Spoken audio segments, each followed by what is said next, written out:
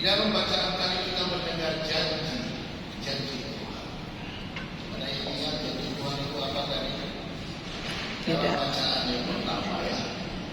Dalam bacaan yang pertama kita mendengar Musa yang mengalami penampakan Tuhan di padang gurun, yang rumput menyala, ada api tetapi rumput itu tidak terbakar.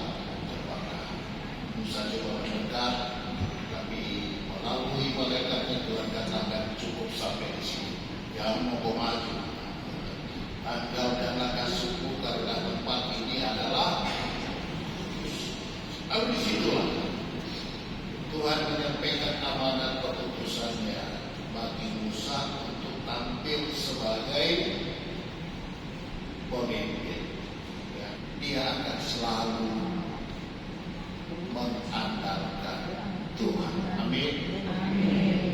Itulah sebabnya Yesus di dalam Injil tadi dia berdoa syukur dan mengatakan apa?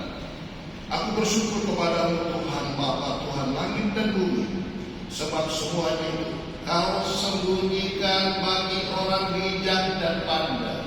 Artinya orang yang mengandalkan dirinya sendiri. Tetapi Kau nyatakan kepada orang kecil. Ya, orang kecil ini sedikit dengan latar belakang teologi orang Yahudi. Itu ada kelompok umat yang disebut kaum Anawi. Kaum Anawi ini adalah kaum yang dalam segala peristiwa kehidupan mereka itu selalu berserah diri kepada Tuhan. Mereka merasa bahwa dunia ini penuh dengan kebudayaan, dunia ini penuh dengan janji-janji kosong, dunia ini penuh dengan orang-orang yang tamak, yang egois, susah untuk kita percaya. Lalu mereka katakan yang layak dipercaya, layak menjadi sasaran serah diri kita hanya